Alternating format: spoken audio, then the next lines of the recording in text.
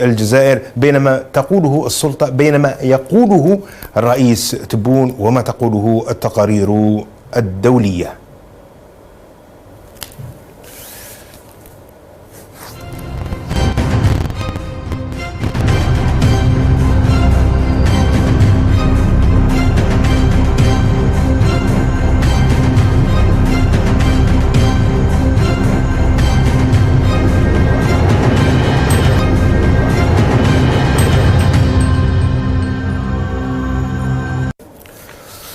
إذن وضع حقوق الإنسان في الجزائر من خلال تقارير حقوقية دولية تتحدث عن وجود حوالي 230 معتقلا بسبب رأيه في سجون الجزائر.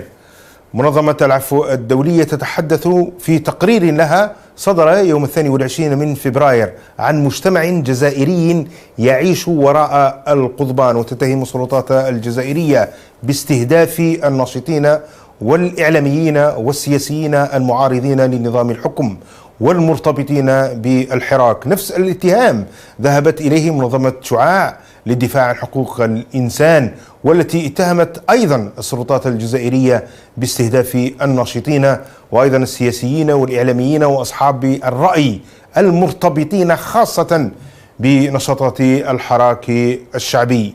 في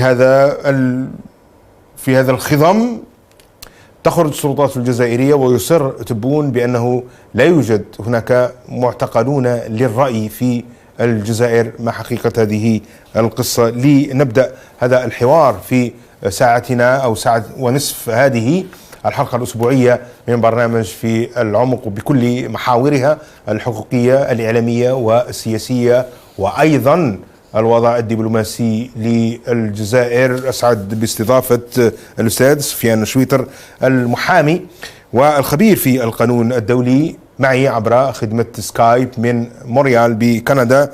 كما أسعد باستضافة السيد كمال الجمازي القيادي في الجبهة الإسلامية للإنقاذ عبر خدمة سكايب من الجزائر. وأيضا سينضم إلينا المدون والناشط الحقوقي سيد قاسم سعيد من وهران عبر خدمة الهاتف.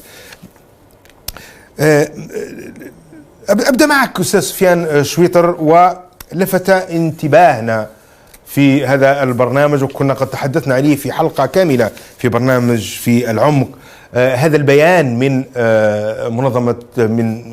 منظمة العفو الدولية التي تفصل فيه الحالة الحقوقية الحقيقية في الجزائر، لكن العنوان كان صادما للكثير من المراقبين. العنوان كان كالآتي: مجتمع يعيش وراء القضبان. هل من تعليق أولا حول هذا العنوان قبل أن نذهب إلى بعض التفاصيل؟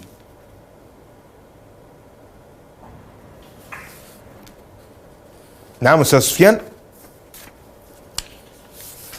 الظاهر أنه الميكروفون راهو ساكت، يعني ميوت.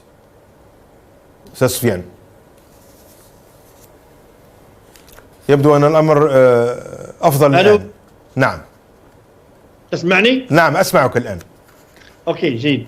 أولا السلام عليكم ورحمة الله وبركاته وتحية طيبة للجميع. في الحقيقة العنوان الوارد في البيان لمنظمة العفو الدولية أعتقد أن الشارع كثير من أفراد المجتمع الجزائري والشارع الجزائري عبر عنه في السابق، وكان يعتبر للأسف أن الجزائر هي عبارة عن سجن كبير لا أكثر ولا أقل مقارنة بالسجن المتعارف عليه بشكل تقليدي وهو السجن الصغير، بينما الجزائر أصبحت سجن منذ تولي أو بعد ما يسمى بالحراك أو بعد موجة القمع التي جاءت بعد الحراك أصبحت سجن. وهذا تعبير في حقيقة الأمر على انعدام الحريات، يعني حتى الحريات التي كانت نوعا ما في السابق وهي من من من من يعني من النتاج ومن المكاسب التي ضحى عليها تقريبا 500 شهيد في انتفاضة أكتوبر 88. لابد التذكير على ذلك أن هذه الحريات، حرية التعدد الإعلامية والحزبية إلى آخره، كانت بسبب تضحيات الشباب ابان احداث اكتوبر، انتفاضه اكتوبر 88، سواء من الذين قتلوا او الذين تعرضوا للتعذيب وللاعتقالات التعسفيه. اذا كان هناك، ولكن ربما بعد هذا اصبحت منعدمه هذه المكاسب نعم. القليله، وهذا يؤكد ما قلناه في الحلقات السابقه، وهو نعم. أصبحت مجرمة. يعني لا كريميناليزاسيون دو ليكزارسيس دي ليبرتي، يعني أصبحت الممارسة الحقوق، يعني مجرد الممارسة أصبحت مجرمة. يعني الذي يمارس حقوقه يصبح مجرم، على عكس في السابق نوعا ما كان لا يسمح لك فقط ولكن لا يجرمك. لست مجرما مشتبه، ربما يمنعك من التظاهر السلمي الى اخره، ولكن لا يجرمك. الان اصبحت جريمه، مجرد ممارسه اصبحت جريمه، وبالتالي العنوان حقيقي يعبر. نعم. وهذا عبر عليه الشعب في السابق. طيب، عندنا تصريح لتبون، ثم بعدين نشوف تصريح لوزير العدل حتى نقارن بين هذه التقارير وبين ما يقوله المحامون في الجزائر المدافعون عن حقوق الإنسان. الأرقام عن يعني 230 كانوا تقريبا 400-500 معتقل، وهناك من أطلق سراحهم وهناك من أكملوا يعني مدة العقوبة. كلهم كانوا في سياق معتقلي الرأي، لكن الرئيس الجزائري يصر أنه قضية معتقلي الرأي في الجزائر هي أكذوبة كبرى. نتابع هذا التصريح مرة أخرى. أولا المسجونين تاع الرأي هذه أكذوبة القرن، ما عندناش مساجين تاع الرأي. أنا الإنسان اللي يسب ويشتم وهذا يتعاقب بالقانون العام مهما كانت صفته. الحصانة موجودة إلا المنتخب من طرف الشعب، النائب ولا العضو ولا الشمال وداخل قبة البرلمان فقط. وحتى هذول ترفع عنهم الحصانة في بعض الأمور. صحيح. انت الوظيفة تاعك ما يعطيكش حصانة باش تشتم فلان ولا تشتم الأمير عبد القادر ولا تشتم هذا ولا تشتم مؤسسات الدولة ولا مهما كانت صفتك.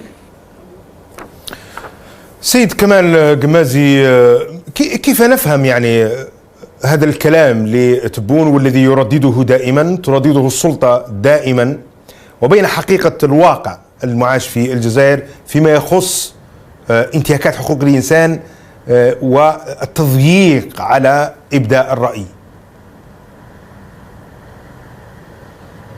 السلام عليكم ورحمة الله وبركاته. أولا تحية لك الأستاذ سليم، تحية للضيفين الكريمين، تحية لجميع مشاهدي قناة الجزيرة داخل الجزائر وخارج الجزائر، تحية لأهلنا في غزة، تحية لأهلنا في فلسطين.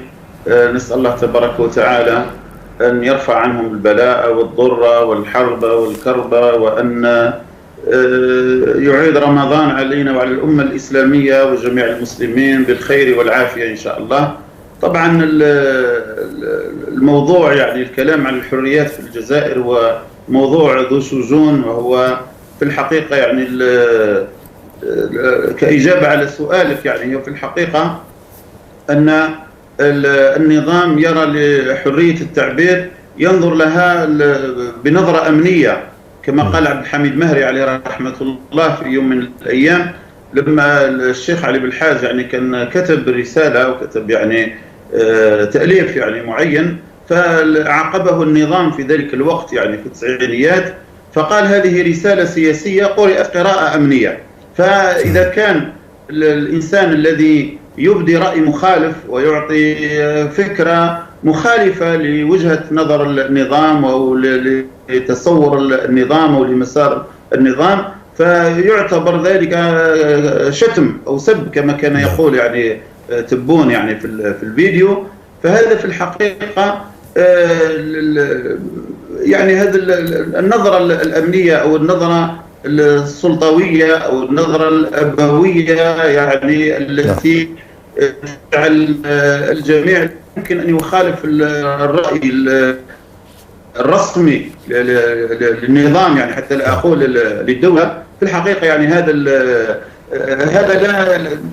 في الحقيقة هذا لا يؤدي بالجزائر للخير، لأن البلدان التي تعطي شعوبها يعني تتمتع بالحرية هي التي تكون فيها يعني العدالة المستقلة، وتكون الصحافة الحرة، وتكون الاقتصاد يعني الذي ينمو ويعني يضيف يعني البلاد. يعني في الحقيقة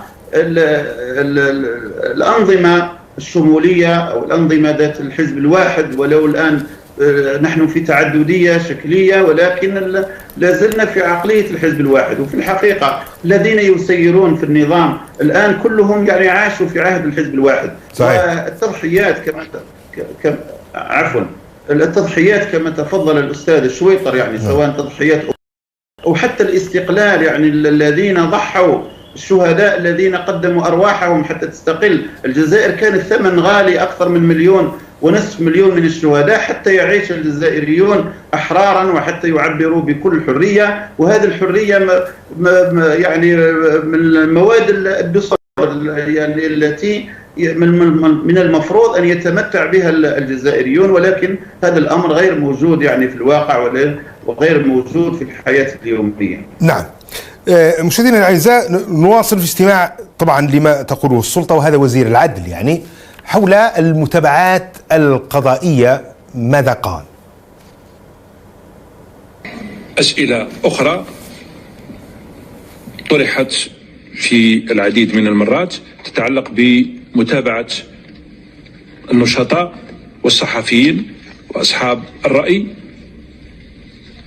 بالنسبة لهذه المتابعات، أولا هي قليلة جدا، ثانيا في الحق قليلة جدا لا تعكس حجم ما يروج من إشاعات أنه فيه كثير من النشطاء ومن أصحاب الرأي تعرضون لمضايقات في الجزائر. أستاذ سفيان، يعني روحوا لمحاولة الفهم، يعني هل هذه التصريحات من وزير عدل هذا، وكان قدام الكوميسيون يعني أوروبيان، التصريحات تبون اللي تقول ما كانش يعني مش موجود معتقل الرأي، وهذا يقول لك متابعات قضائية مش موجودة، وإذا وجدت قليلة، هل هو تنكر أو انفصام، أم أن الجماعة يعرفوا وش راهم يديروا؟ يعني في الحقيقة هم عملوا ترسانة قانونية، وبالنسبة ليه تبون لما القاضي يقعد معاه شخص كتب كلمة في الفيسبوك يبدي رأيه فيكيفها على أساس أنه تهديد للأمن القومي أو تهديد للأمن البلاد أو شتم في رئيس الجمهورية أو في مؤسس الجيش، يعني هناك تكييف قانوني، وبالتالي بالنسبة لتبون القاضي يحكم عليه أنه هذا مش رأي. يعني كيف ممكن أن نفهم الواقع وما تقول به السلطة؟ اولا خلينا نقولوا باللي مساله السجناء او المصطلح سجناء الراي خلافا لمصطلح سجناء السياسيين لا يوجد في القانون الدولي هذا المصطلح، ومن انتاج منظمه العفو الدوليه في سنه 1961 هي التي في بدايه نشاتها، لان المطالب تختلف ما بين مطالب منظمه العفو الدوليه بالنسبه للسجناء الراي تطلب الافراج بدون شرط أو قيد، بينما السجناء السياسيين هي تطالب أن تكون لديهم محاكمة عادلة، لأنه هناك جرائم ما يسمى بالجرائم سياسية، وهي الجرائم السياسية وش يقصد بها هي كل من يرتكب جريمة حتى حمل السلاح، ولكن بدافع ليس بدافع شخصي، يعني مثلا بدافع سياسي. نعطيك على سبيل المثال مثلا الحركة الوطنية أو المنظمة السرية مثلا عندما هجمت على البريد لتمويل الثورة التحريرية، هجمت على البريد تاع وهران بالأسلحة وسرقة المال. هي جريمة سرقة مال، ولكن الدافع تاعها ليس للتملك، ليس عملية سرقة للشخص ما، وإنما لقضية قضية سياسية، وبالتالي هذه جريمة سياسية تختلف عن ما يسمى بسجين الرأي. السجين الرأي مهما كانت التهم المكيفة أو المنسوبة إليه هو ننظر إلى الوقائع، يعني مثلا نشر الأخبار، التعبير عن رأيه، المشاركة في مظاهرة سلمية، مثلا إعطاء رأي فلسفي، إعطاء رأي ديني إلى آخره، ولم يستعمل العنف ولم ينادي أو يحرض على استعمال العنف، وتم سلب حريته بمختلف التهم: إرهاب، نشر أخبار كاذبة من شأنها المساس بالمصلحة الوطنية، المساس بالوحدة الترابية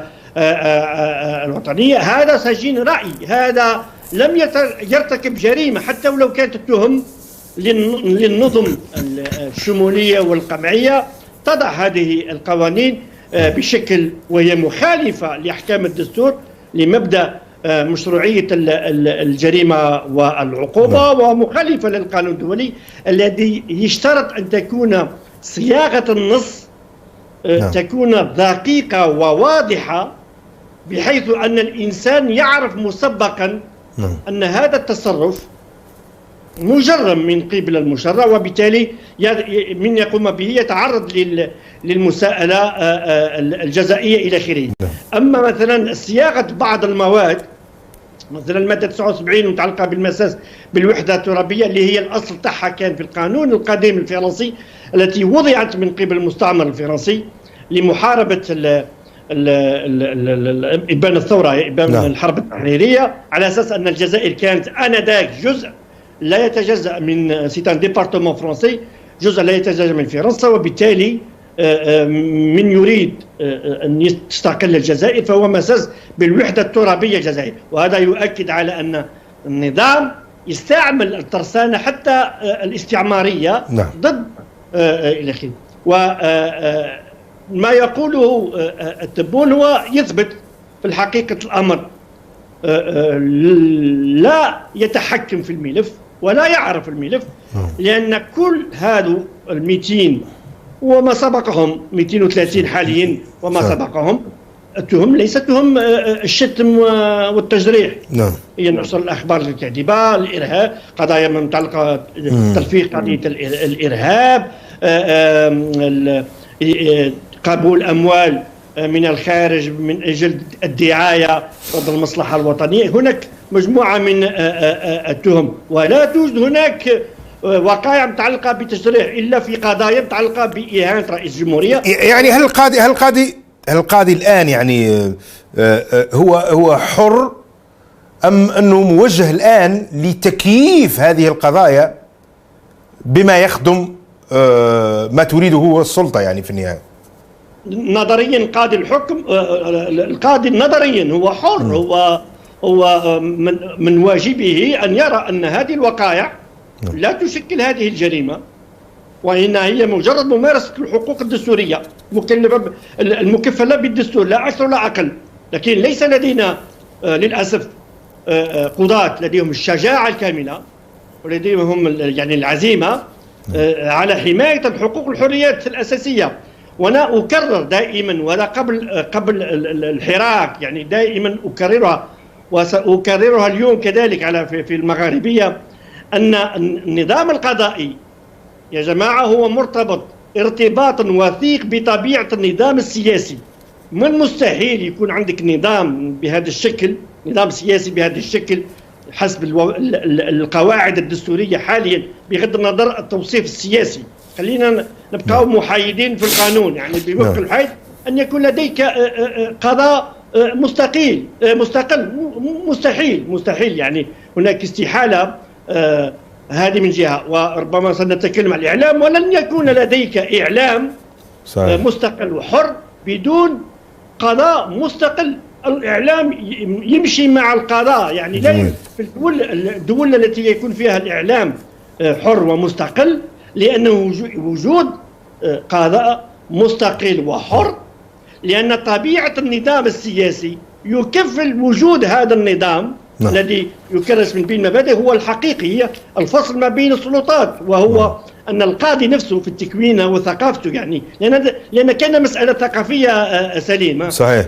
بعض الأحيان القضاة أنا نقولها لك والله ما يجيهم أوامر. صحيح. لكن عند في ذهنيته أنه لكي يرضى أو يعتقد أو عنده انطباع لكي يرضى عليه فلان صحيح اللي في الفوق أنه يدير الإدانة. وأنا أستطيع يعني أن أعطي شهادة لقضية بهذا الشكل. وسألت محامي من محامين المشهورين يعني لا أذكر اسمه حول القضية، فقال سأسأل من هو القاضي، وفي مكالمة أخرى عرفنا من هو القاضي، فقال لي هذه الكلمة: هذا القاضي بلا ما يوصيه. فأنا قلت له سيد المحامي يعني ما الذي تقصد يعني؟ فهو عبر بما تعبر به أنت الآن، أن هناك هذا نوع من القضاة لا يحتاج إلى هاتف تليفون ولا يحتاج إلى توصية، هو يعرف المزاج ويتصرف بهذا، وهذه كارثة يعني في الحقيقة. سأعود إليك في سؤال أخير حول هذا المحور، حول التعارض بين الدستور وبين هذه القوانين، وأين يلجأ المتضرر في النهاية إذا قمع داخل البلاد. لكن قبل ذلك دعني أسأل سيد كمال حول ما قاله الكثير من المحامين، أنه المدافعين أيضا على حقوق الإنسان، أنه تم التقنين في الجزائر يعني لعملية القمع والتضييق على الحريات، أصبحت مقننة، وبالتالي وزير العدل أو رئيس الجمهورية لا يرى أنه هناك انتهاكات حقوق الإنسان، يقول لك القانون هم يطبقوا في القانون. هل وصلنا إلى مرحلة تقنين القمع وانتهاكات حقوق الإنسان في الجزائر؟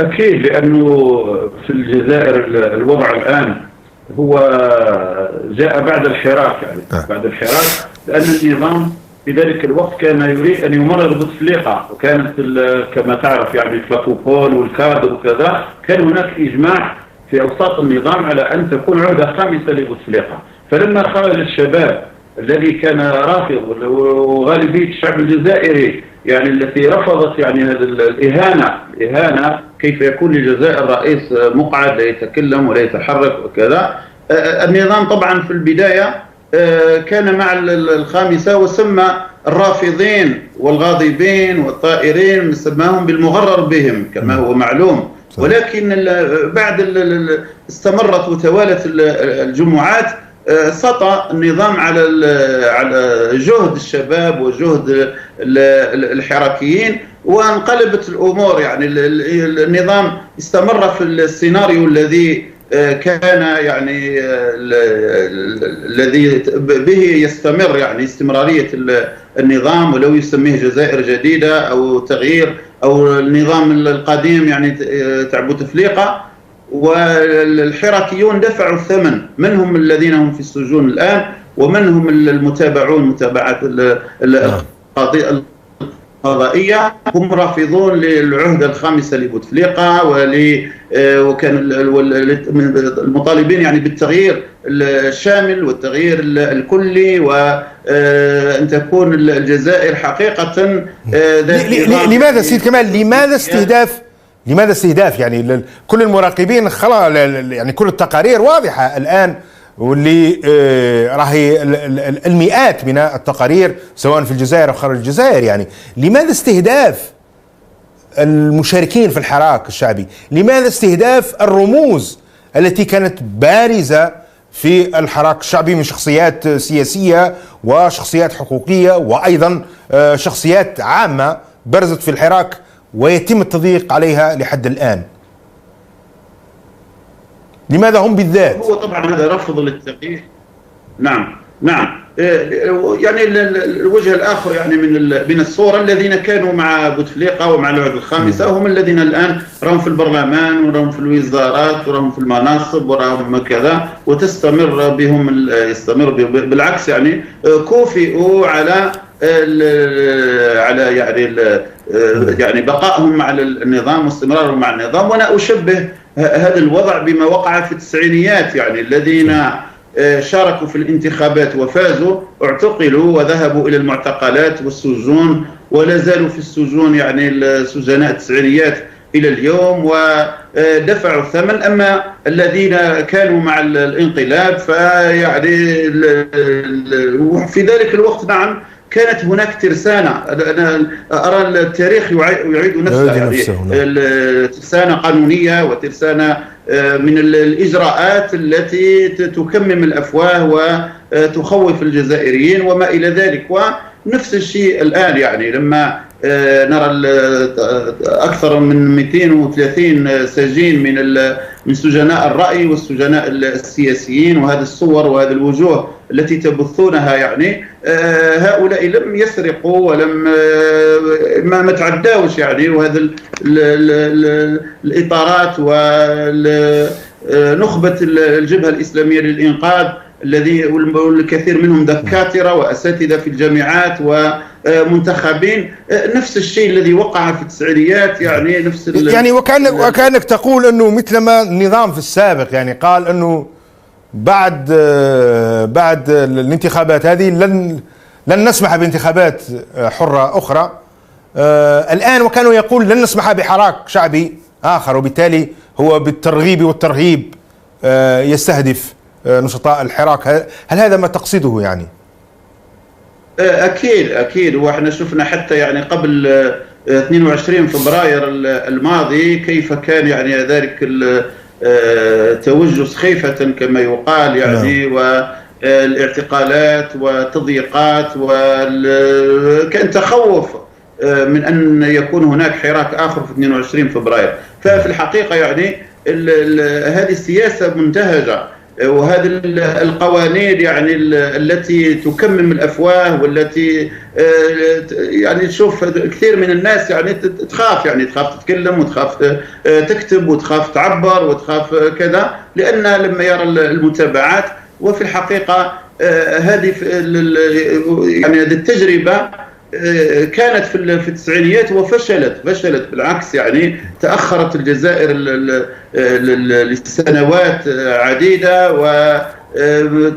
وفي كل المجالات. ونفس الشيء يعني لأن لما تقمع سوف تشجع الانتهازيين والمتملقين والذين يمدحون النظام يعني كذبا وبهتانا، يعني رغم أنه نحن في الحقيقة في الأصل كما قال عمر بن الخطاب رضي الله عنه: إذا رأيتم في اعوجاجا فقوموني. يعني أمتنا والشعب الجزائري شعب حر، شعب يعشق الحرية، وبالحرية تستقيم الدول وتتقدم. يعني في الحقيقة نحن بهذه الطريقة نرجع الجزائر إلى الوراء.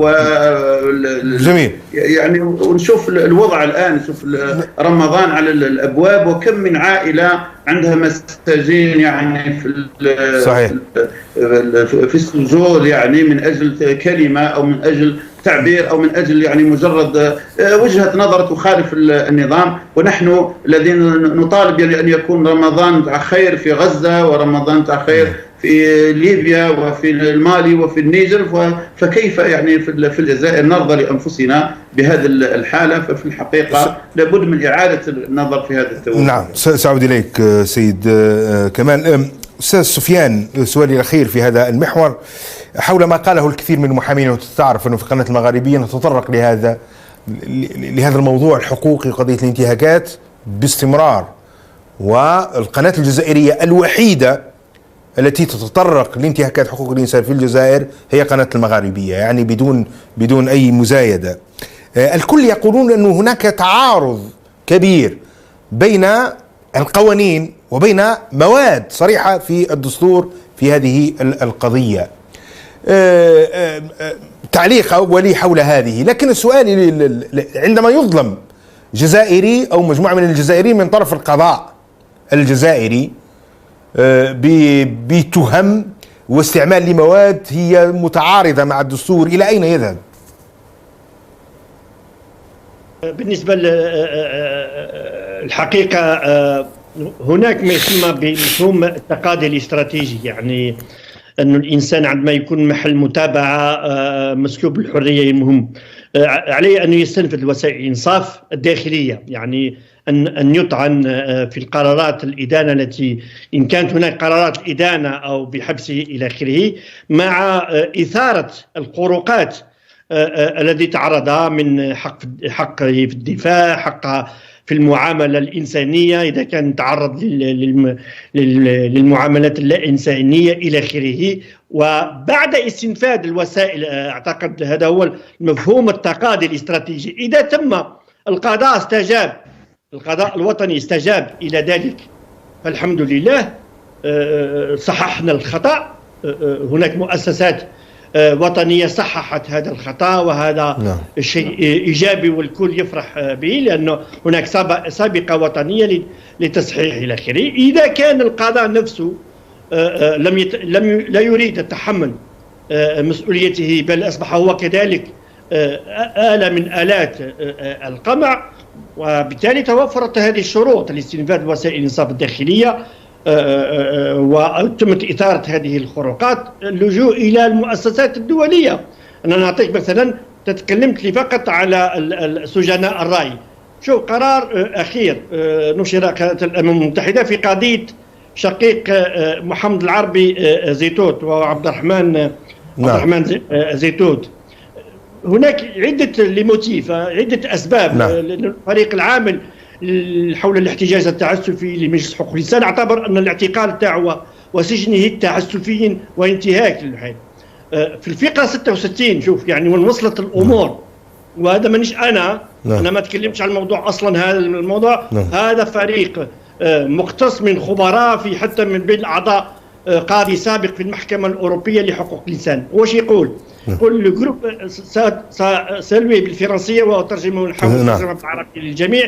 لو جروب دو ترافاي كونسيدير كو مسيو زيتوت عبد الرحمن زيتوت est détenu sur une base discriminatoire, notamment en raison de ses liens familiaux et en mesure de représailles au militantisme et aux opinions politiques du membre de sa famille exilé, en Mirsdobé, Mohamed Al-Arbi Zitout. Il s'agit d'un cas de culpabilité par association. يعني درك خوك ولا نسيبك ما يتفاهمش معاهم تسجن وتعاقب.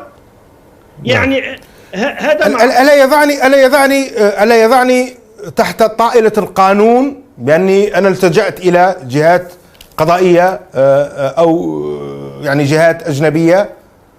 ألا أعتبر خائن؟ ألا يعاقبني القانون الجزائري؟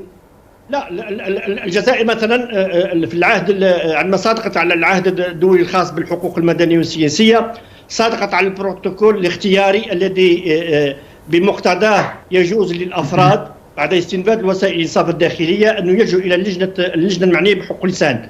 وهذا يعني السلطة في الجزائر حتى نشرحوها للجزائريين، وهذه ليست المرة الأولى ونعاودوا، هي موافقة على أن المواطن تاعها يلتجئ إلى هذه المنظمات بالضبط، بما فيها لجنة مناهضة التعذيب للأمم المتحدة.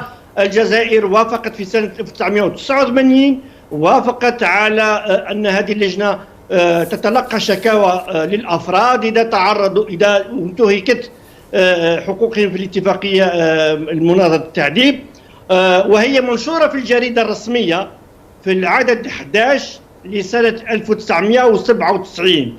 الجريدة الرسمية عدد 11 لسنة 1997، يعني منشور الاتفاقيات، ومنشورة حتى في موقع وزارة الخارجية وفي موقع وزارة العدل. يعني فهذا ممارسة حقي، هذا أنا استلفت، لأن اللجان لا أتكلم على مجلس حقوق الإنسان والحياة، هذوك لا يشترطون لاستنفاذ الوسائل الإنصاف الداخلية، بينما ما يسمى بالآليات الاتفاقية فهي تشترط عليك إلا في حالات استثنائية، عندما يصبح هذا وسائل الإنصاف الداخلية هذه لا جدوى لا معنى مدة طويلة. مثلا قدمت شكوى بالتعذيب بعد مرور سنة ما كان لها لا فتح تحقيق لا ولا، هنا لا يمكن الانتظار، عليك مباشرة أنك تقدم شكوى لهذه لجنة مناهضة التعذيب، لأن وسائل الإنصاف الداخلية ليس فعال.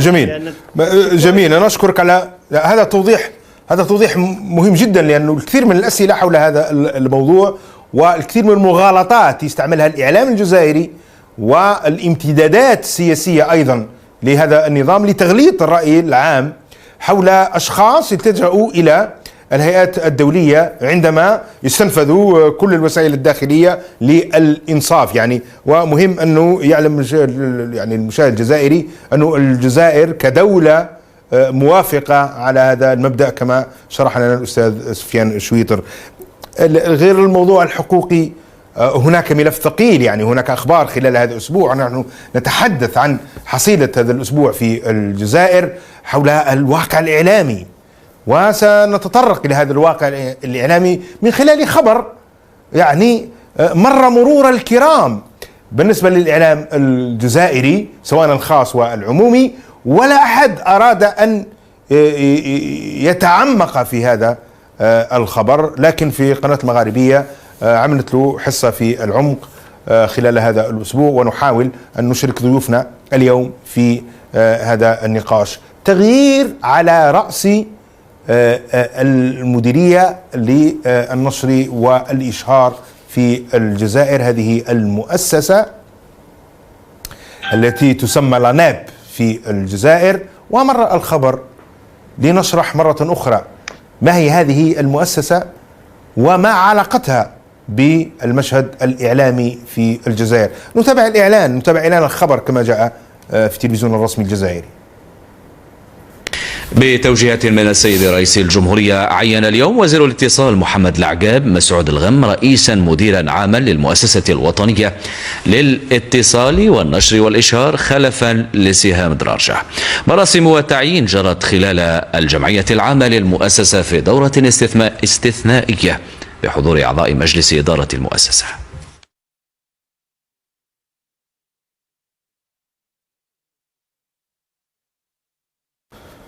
إذن كما يقال هذا في الخبر، فماذا عما هو وراء هذا الخبر، وما هي هذه المؤسسة الوطنية للنشر والإشهار وما علاقتها بالمشهد الجزائري؟ سيد كمال سينضم إلينا الأستاذ قاسم سعيد، سألوه السؤال، لكن أسأل سيد كمال قمازي. وقع تغيير على رأس المؤسسة الوطنية للنشر والإشهار، هذه المؤسسة هي التي تمول الصحف الخاصة والعمومية بالإشهار لكي تخدم مصالحها. لماذا توجد مؤسسة بهذا الشكل في الجزائر وهي غير موجودة أصلا في أي دولة ديمقراطية في العالم؟ هذه المؤسسة ومؤسسة لاناب يعني لاناب نعم نعم مؤسسة لاناب المؤسسة الوطنية للنشر والإشهار، وهي مؤسسة قديمة يعني نعم. من 93. نعم.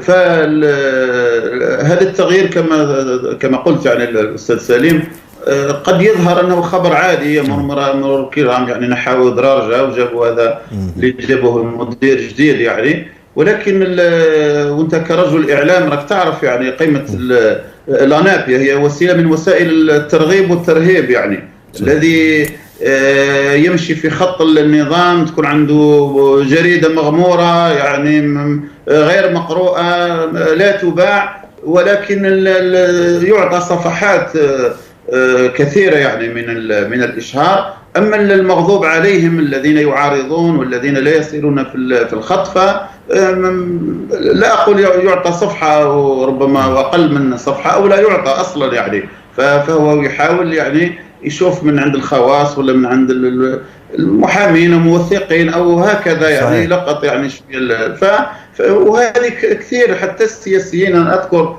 في يوم من الأيام كان قصدي مرباح لما خرج من الحكومة ودار حزب يعني قال انه وهو طبعا في النظام ويعرف يعني وكان رئيس حكومة، فقال انه يعني اذا يحب يعاقبك النظام يعاقبك بمنع الاشهار ويعاقبك بمثلا قضيه الديون تاع المطبعه انك تطبع ويسالوك ديون وكذا، ويعني هناك وسائل من وسائل الضغط على الاعلام المخالف والاعلام المعارض، وهذا مستمر يعني في الحقيقة إلى اليوم، والإعلاميين يعرفون هذا يعني. فحتى كما تعلم أن الإعلام هي السلطة الرابعة هي التي يعني توجه، وهي التي تحقق، وهي التي يعني تنشر أي شيء يعني يدها يعني في الحقيقة لها كل الحرية في التعبير وفي إعلام الرأي العام، وحتى في الإعلام يعني في الغرب مثلا الإعلام العمومي هو بالمال تاع الكونتريبيابل، يعني تاع دافع الضرائب، والشعوب تعرف هذا، يقول لك راك بالمال تاعي راك تفعل كذا او تمنع كذا او دير كذا. فهناك يعني صورة يعني مفهومة حول هذا الموضوع. ولكن نحن في الجزائر هذه المؤسسة التي يتحكم فيها النظام